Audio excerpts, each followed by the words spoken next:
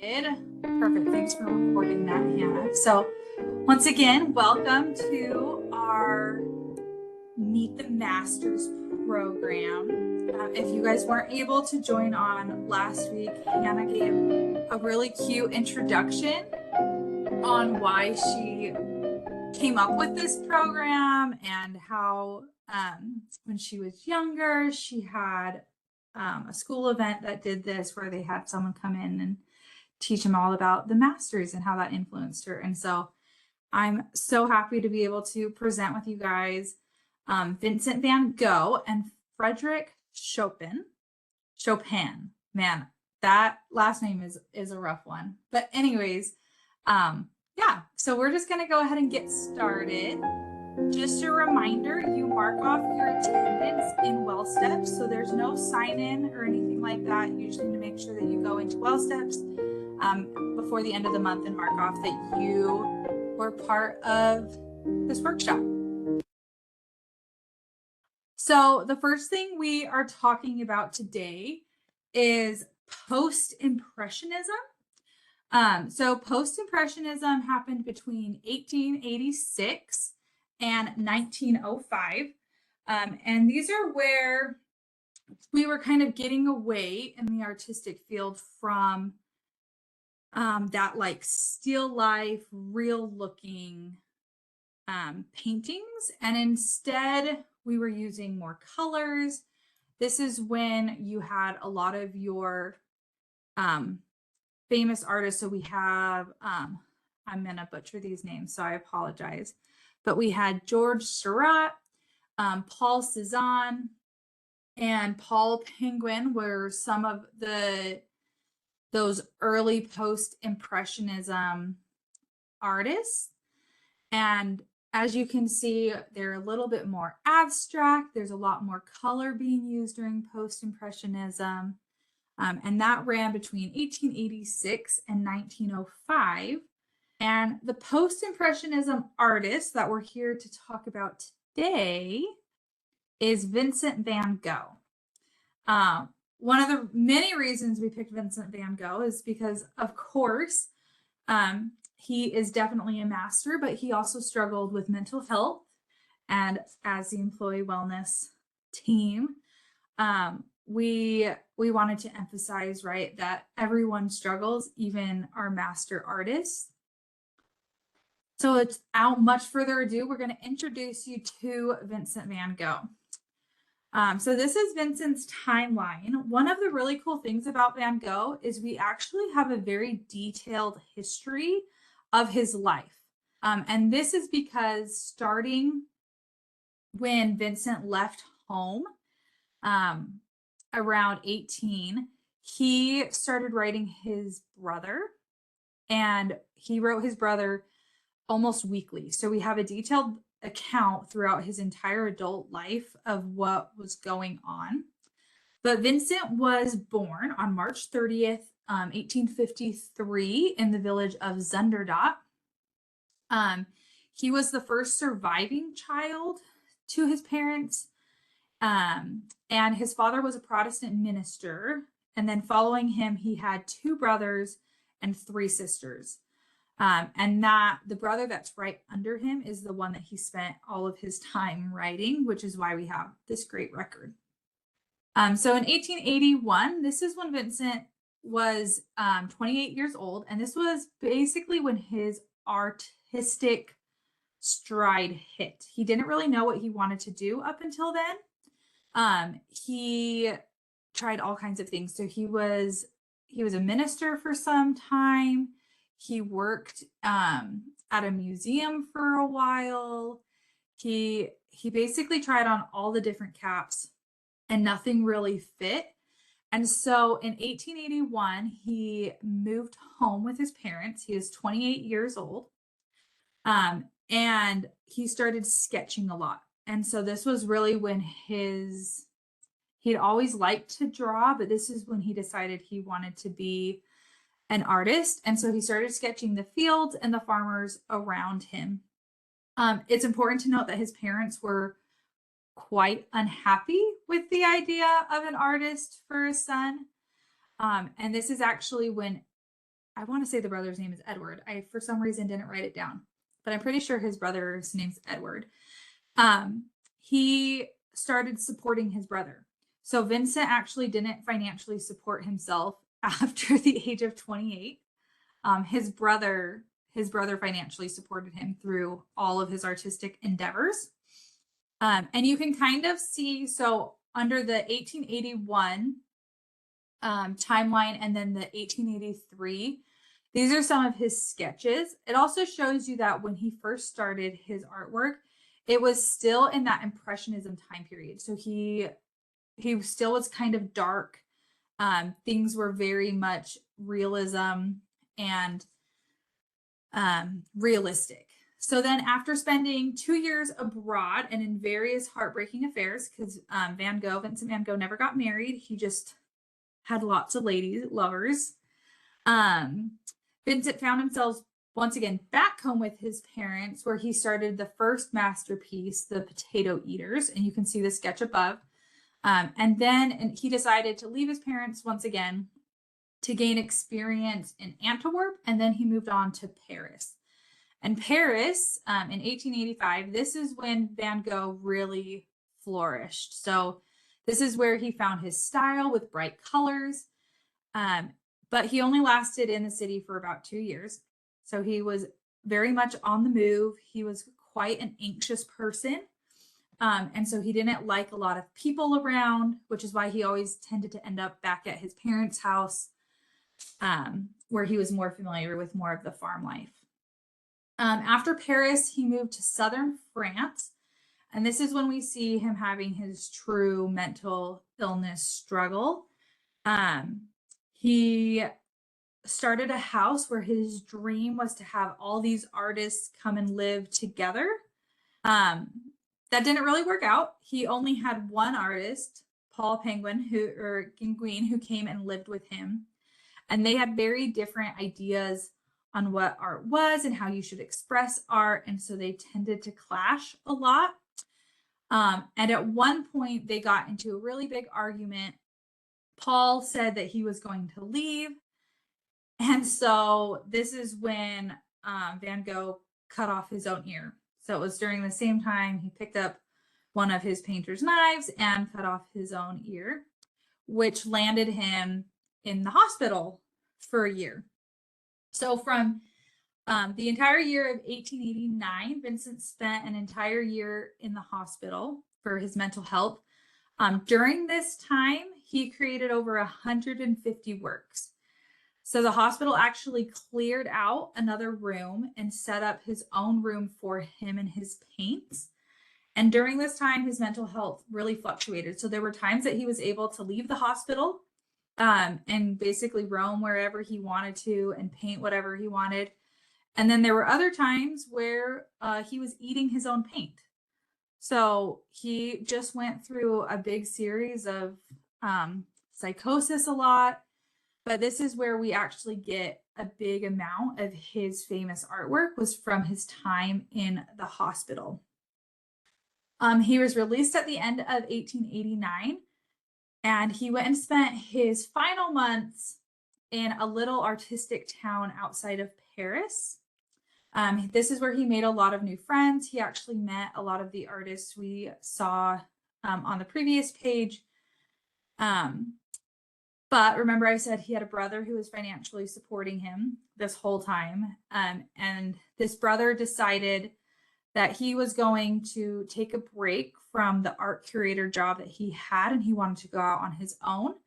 And this stress of financial instability basically sent Van Gogh over the edge. And in July of 1890, Vincent van Gogh died by suicide. But one of the most impressive things about Van Gogh is that between 1888 and 1890, he painted over 300 paintings, and almost all of his famous ones were done during this time. His brother actually died soon after, within 6 months. His brother also died, leaving his widow and a very small child behind. And Vincent van Gogh's sister-in-law is the one who founded the Vincent van Gogh Museum. And it's actually the reason why we know his artwork. So kind of a fun fact there. So that's the Van Gogh timeline.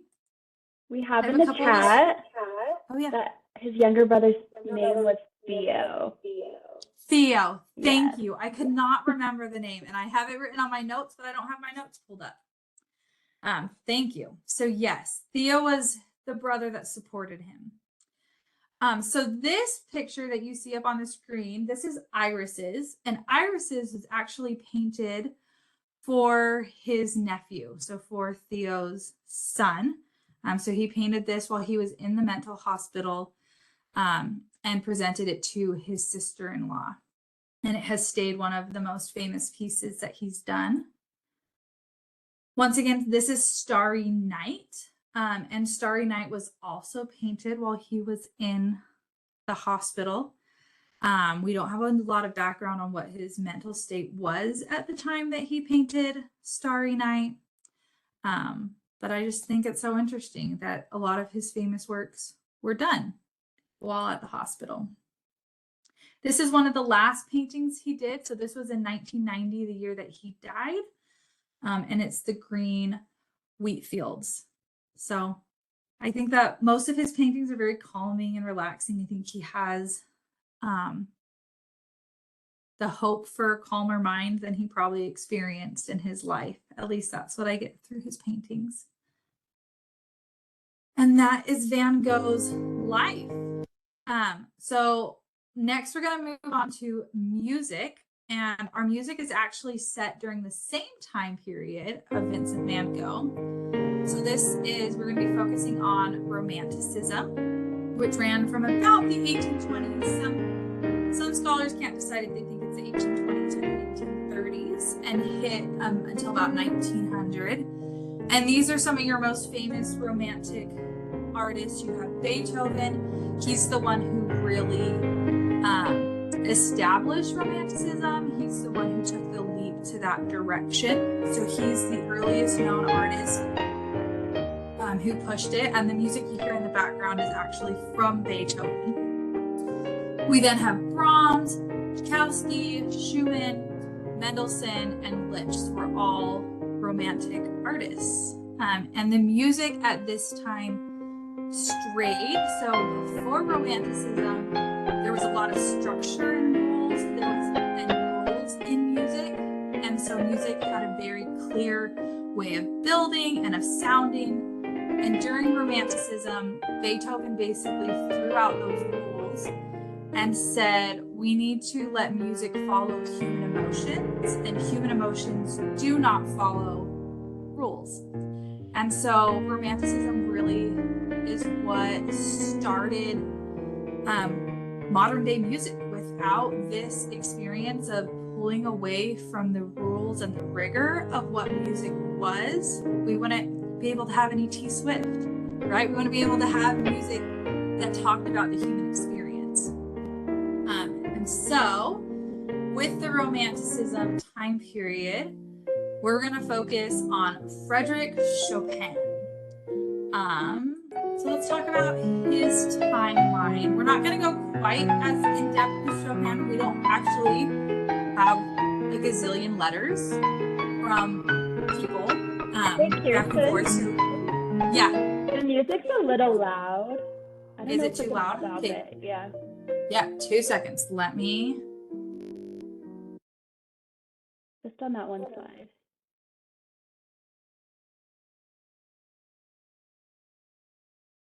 Hold on.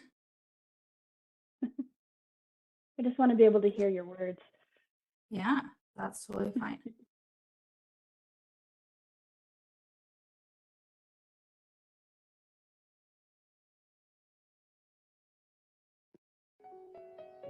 Better? Yeah. Perfect. Okay, cool. So we're not going to go quite into depth with Chopin's timeline, mostly because we actually don't have a huge lot of information the same way we did about Van Gogh. But just some of the basics. He was born in 1810. He was born to his father, Nicholas, who was a bookkeeper. And then his mother, Justina, came from a wealthier family. and was very loved all things music. And so she taught her daughters all about music, and Chopin really really grabbed onto that from a very early age. So by the age of 7, he was already performing and composing as well as publishing his own music. So this includes, and I'm going to butcher these names, so I apologize, the Polonaise in G minor. When he was 16, he was then sent to the Warsaw Conservatory of Music, where he studied under a Polish composer, Józef Elsner. And this was really important because Józef really gravitated towards that romantic time period. And so he let Frederick experiment. And while he taught him the rules of music, he didn't make his music conform to those rules. And this is where he really developed as a romantic artist. After his time in the conservatory, he moved to Vienna, where this is where he made his debut, and audiences loved him. And so over the next few years, he performed all over, so Poland, Germany, Austria, Paris, and he made a lot of influential friendships. So he became friends with a lot of those people we saw. So Liszt and Bellini and Mendelssohn were some of his closest friends. Because he came from a poor family, he didn't have a lot of money, and so he needed to find ways to make money, and performing didn't always pay very well. So he was lucky enough to make some really good connections, and basically became a recitalist and a teacher, which afforded him a lot more comfort and time to work. And when he was doing this, he actually had settled in Paris. So this was from 1832 to 1839. And people didn't love his music as much in Paris. They were used to Beethoven and other artists. And so that's why he found that job as a recitalist and a teacher. During this time, he began his longtime relationship with French novelist Amandine Lucille Aurore Dupin, or in other words, George Sand. And that's actually how he refers to her in most of his writings, is as George Sand, which I think is interesting. But she was a female novelist under a man's name. And they grew very close and grew a very loving attachment. But in that first year, he became very, very ill, and she recognized this. And so she pushed him to go get help. They moved to Marseille, where he received a diagnosis of consumption, or in other words, tuberculosis, which during those days were a death sentence. And so mostly it was just a waiting around at this point. And so they moved to southern Paris, which was where Sand's family country home was. And they spent the next 7 years there. And this is where his work really proliferated. It's where we see a lot of his masterpieces. It's also where the happiest of his music comes from. So you can tell he was in a good, happy place during this time. In 1848, Chopin's and Sand's relationship deteriorated. They got into a big fight and basically separated, even though they have letters and records showing that both of them wanted to reconcile. They never did. And because of this, Chopin's health began to deteriorate, and he made his last public performance on November 16th, 1848. And then about a full year later, after he moved back to Paris, this is where he died. And he's buried at a cemetery in Paris, but his heart was interred at a church in Warsaw near the place of his birth, which I thought was interesting that they separated the body and the heart at that time. So that's a little bit about Chopin's life. If you want to hear his music live, there's actually going to be a performance by Angela Chang, who will cover a lot of those romantic artists. And that's March 15th, 2024. And you can just go onto the Salt Lake County Arts and Cultures page to get tickets if you're interested. But I do think that the best way to understand his work is to hear his work.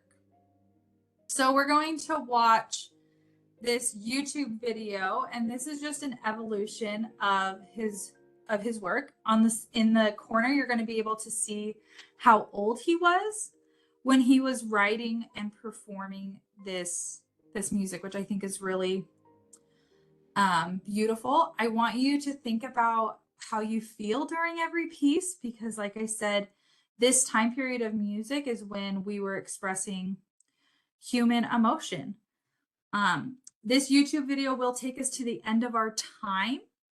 I also know that if we want to post this on our website, we can't have this YouTube video in our recording. So this will be the end of anyone who is watching the recording of our workshop, but you can go ahead and just search for this YouTube video so you can hear the music. But for everyone else, I hope you stay on and enjoy what Chopin wrote.